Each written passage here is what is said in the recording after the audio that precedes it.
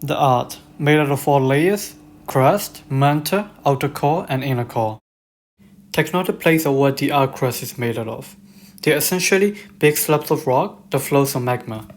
When they move against each other and produce enough energy, an earthquake occurs. The majority of the earthquake occurs around the edge of Pacific Ocean, also known as the Ring of Fire. In 2017, on 19th of September, Puebla, a city in Mexico, suffered from a huge earthquake with a magnitude of 7.1. Around 370 people were killed and 6,000 injured due to the failure of the buildings. More than 40 buildings were also damaged. There are 3 most important factors that engineers need to consider when designing for an active seismic area, one of which is geotechnical engineering. When an earthquake occurs, it can cause the soil to behave like a liquid. This happens because when there is vibration, the denser soil will sink and the less denser soil will rise. This is called liquefaction. A solution to liquefaction is to use larger and deeper foundation so it is stronger and harder for the building to sink.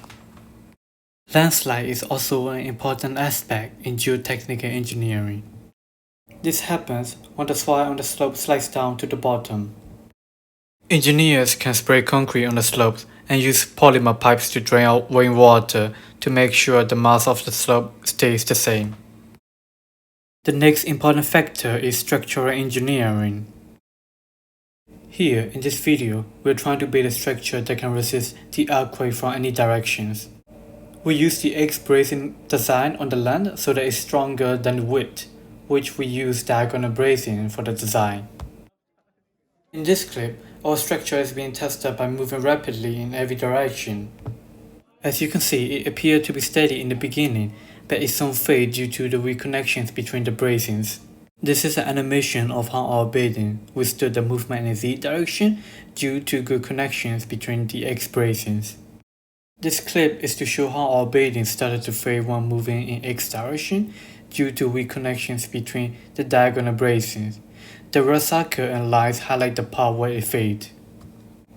When building structure in an active seismic area, it is very important to use bracing for support, as well as to have good connections between the beams, columns, and bracings. It is also important to make sure that the columns are stronger than the beams to make sure that it doesn't fall and collapse. Finally, we have to think about transportation engineering in order to make sure that people can leave the building as fast as possible when there is an emergency.